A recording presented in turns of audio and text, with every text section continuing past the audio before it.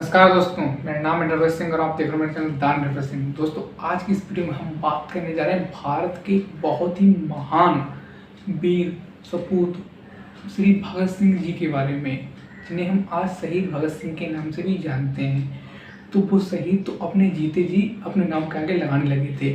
कुछ उनके जीवन के इंसिडेंट को लेकर मैं आपको आज उनकी छोटी सी शॉर्ट स्टोरी में बताने की कोशिश करूंगा। भगत सिंह का जन्म 28 सितंबर 1907 पंजाब के एक जरवाला तहसील में हुआ था। उनके पिता का नाम सरदार किशन सिंह था और उनकी माता का नाम विद्यावती था। उनके चाचा अजीत सिंह जी थे, जिन्होंने देशभक्ति एसोसिएशन नाम से एक पार्टी बनाई थी। उनके भाई रणवीर सिंह और कुलतार सिंह, राजेंद्र सिंह और कुलवीर सिंह, जगत प्रकाश कौर और अमर कौर थे और उनकी एक बहन शकुंतला कौर भी थी।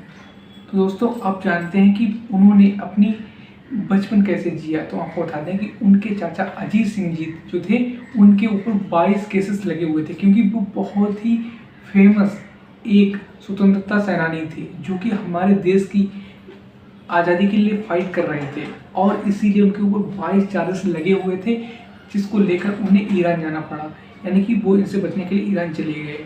दोस्तों, आपने एक इंसिडेंट तो जरूर सुना होगा भगत सिंह के जीवन से रिलेटेड, कि जब वो अपने पिता के साथ खेत पर काम कर रहे थे तो वो धरती पर छोटे छोटे नुकीले लकड़ियों को दबाने लगे। तो उनके पिताजी ने पूछा कि बेटा तुम्हें क्या कर रहे हो। तो उन्होंने कहा कि पिताजी, मैं इसमें बंदूक बो रहा हूँ, जिससे मैं आगे चलकर अपने देश की रक्षा करूँगा इन्हीं बंदूकों का उपयोग करके।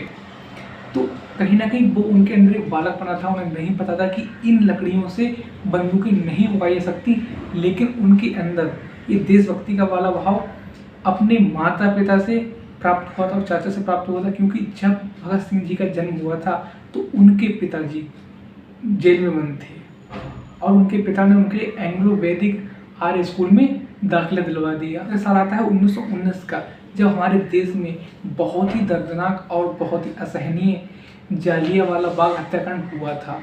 तो उसको लेकर हमारे महात्मा गांधी जी ने असहयोग आंदोलन शुरू किया था, जिसका भगत सिंह जी ने पूरा सहयोग किया था। फिर उसके बाद एक घटना चौरा चौरी कांड के नाम से हुई थी, जहां पर एक पुलिस चौकी को आग लगा दी गई थी और वहां पे जो पुलिसकर्मी थे उन्हें जलाकर मार डाला गया था। इसीलिए जब ये आंदोलन एक तरीके से हिंसात्मक रूप से बढ़ने लगा तो महात्मा गांधी ने अपना असहयोग आंदोलन वापस ले लिया। ये बात भगत सिंह जी को अच्छी नहीं लगी और उन्होंने इस पार्टी को छोड़ने का सोच लिया। दोस्तों, आपको बता दें, जब 1919 का टाइम चल रहा था तो उस समय भगत सिंह की जिंदगी में क्या चल रहा था।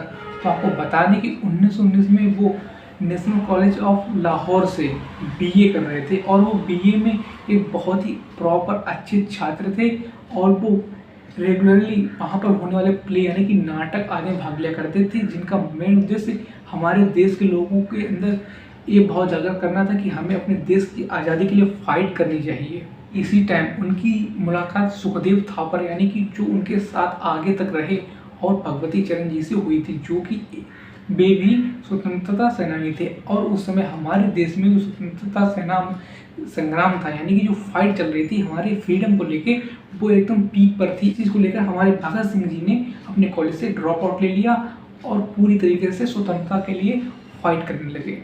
इसी बीच उनके घर वालों ने उनकी शादी की बात अपने घर में छेड़नी शुरू कर दी। तो उन्होंने एक लाइन कही थी कि अगर आज़ादी से पहले अगर मेरी शादी हो जाती है तो मेरी दुल्हन मेरी मौत होगी। यानी कि वो अपने देश की आज़ादी को लेकर बहुत ज़्यादा कॉन्फिडेंट थे और वो आज़ादी लेकर ही मानना चाहते थे। तो उन्होंने सबसे पहले नौजवान भारत सभा नाम की एक पार्टी ज्वाइन की।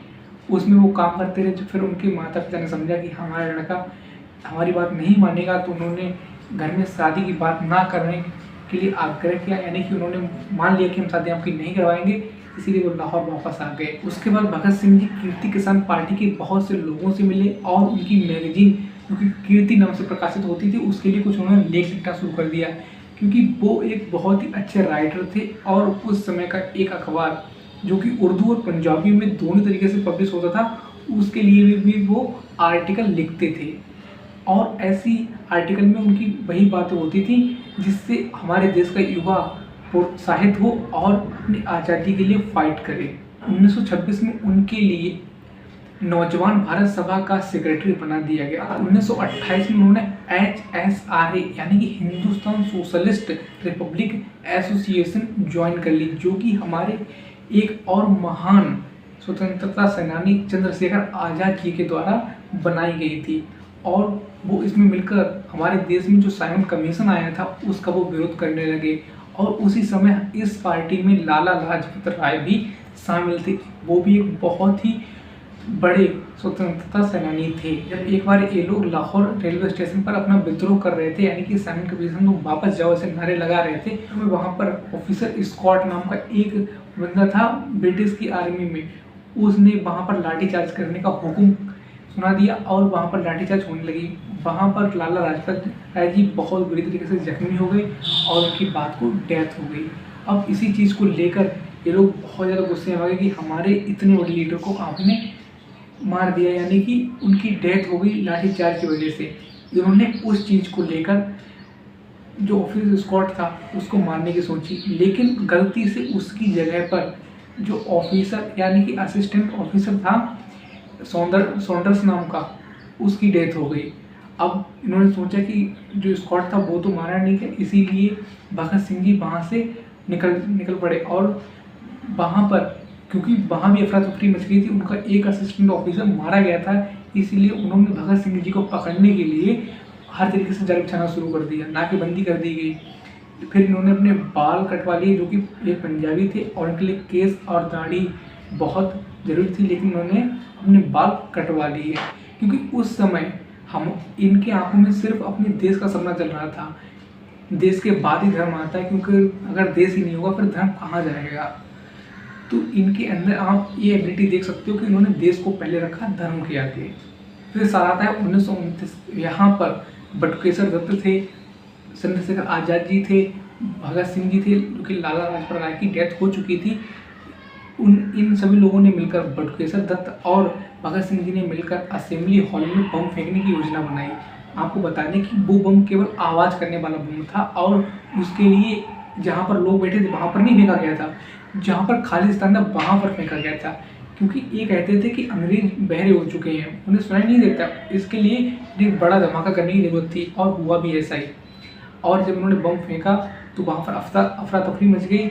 इन्होंने वहाँ पर इनकलाब जिंदाबाद के नारे लगाए और साइमन कमीशन वापस जाओ के नारे लगाए, भारत माता की जय के नारे लगाए और हंसी खुशी से अपनी दोनों की गिरफ्तारी दे दी।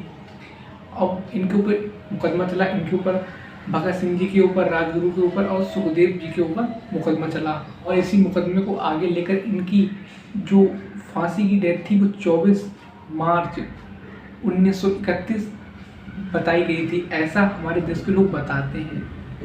और आपको बता दें कि 1930 में इन्होंने वाई आई एम अथेस्ट नाम की एक किताब जेल में लिखी थी। इनके लिए जो फांसी थी वो 23 मार्च को दे दी गई थी, क्योंकि हमारे देश में स्वतंत्रता का बहुत ज़्यादा बड़ा संग्राम यानी कि बहुत ज़्यादा जमावड़ा हो रहा था, क्योंकि ये बहुत ही अच्छे चेहरे बनकर हमारे देश में उभरे थे और लोग इन्हें बचाना चाहते थे। इसीलिए इनकी जो तारीख थी वो 24 तारीख थी, लेकिन इनके लिए 23 और 24 तारीख के मध्य यानी कि रात को ही इन्हें फांसी पर लटका दिया गया। इन्होंने वहाँ पर भी बिना डरे हंसी खुशी से फांसी का फंदा अपने गले में डाल लिया। मैं आपको इनके कुछ बहुत ही इंपॉर्टेंट लाइन्स यहाँ पर शो कर रहा हूँ, जिन्होंने इनके क्वाइट कहे जाते हैं। आप उनको देख सकते हो और उनसे कुछ सीख सकते हो।